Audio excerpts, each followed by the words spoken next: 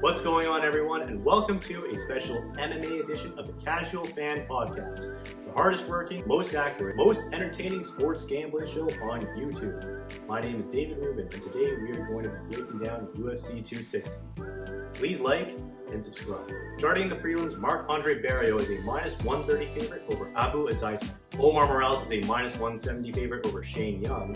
Miranda Maverick is also a minus 170 favorite over Jillian Robertson. Mikal is a minus 160 favorite over Modestas Bukauskas. Abubakar Nurmagomedov, or Baby Habib, is a minus 225 favorite over Jared Gooden. While the last two fights, Jessica Penne versus Hannah Goldie and William Knight versus Alonzo Menefield, have even odds. Over in the main card, Kama Worthy is a minus 150 favorite over Jamie Mullarkey. Sean O'Malley is a huge minus 310 favorite over Thomas Almeida. That's the biggest favorite of the night right there. Vicente Luque is a minus 270 favorite over Tyron Woodley. And in the main event, the challenger, Francis Ngannou, is a minus 130 favorite over the champ. I guess the odds makers were scared of what would happen to them if they made Ngannou the underdog.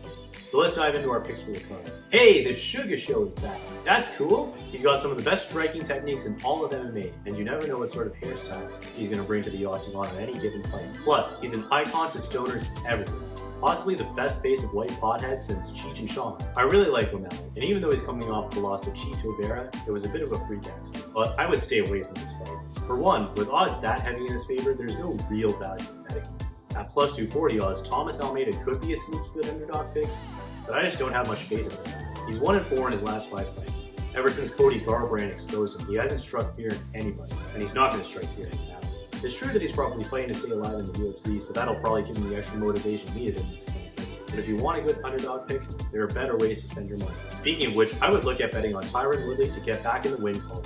He's on a 3-fight losing streak, but those losses came against arguably the 3 best welterweights in the world, in Kamaru Usman, Gilbert Burns, and Colby Covington. While that means he's no longer the greatest welterweight of all time, like he said he wasn't when he was champ, he deserves more respect than to be labeled a plus 210 underdog, even against an ascendant fighter like Vicente Luque.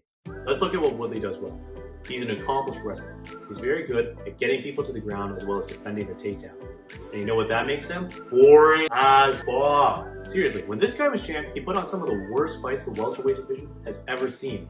That 25-minute staring contest against Damian Maia sucks. But it was effective, and it'll serve him well in a fight like this if he wants to stop Luque in his tracks. Luque's been a rising star since he first got into the UFC. He's got serious knockout power, and he fights at a very fast pace. Beating Woodley would give him the marquee win he's been after, but if Woodley can get him to the ground and keep him there, it'll neutralize his game plan and grind the fight to a halt. It won't win him any fans, but he didn't have any to begin with. As far as underdogs go, you can do far worse than someone as decorated as Woodley. And finally, if you want a sure thing, how rare is it to see a dominant champ go into their fight as the underdog? Hammer Stipe Miocic. He's a plus 100, which isn't the most appealing underdog play on the card, but Ngannou opened as a minus 175 favorite, and that didn't shrink until more money came in on the champ. If you can win money on Miocic, you do it every time. For one, Miocic's last 3 fights were against Daniel Cormier, so he'll be eager for some fresh meat. And for another, while Ngannou is a much better fighter from the last time these two met, the blueprint on how to beat him is still there. Get him out of the first round, and from there his cardio will start to fade, and he'll have pretty much nothing left to offer. Now obviously that's a lot easier said than done, since Ngannou's like a heavyweight Ronda Rousey. His last 4 fights have been first round finishes, which have lasted a combined 2.5 minutes. And his last KO of Jairzinho Rosenstrike turned DC into a permanent meme. There's no denying that Ngannou is a scary motherfucker. But when all's said and done, Miocic will go down as the greatest heavyweight champ of all time, bar none. Officially, he's the only person to ever knock out DC, since the so-called greatest of all time, John Jones, needed steroids to do it. And as a champ, Miocic has done and seen it all. Won the belt in enemy territory? Check. Successfully defended it in his hometown? Check. Avenged the previous loss to JDS?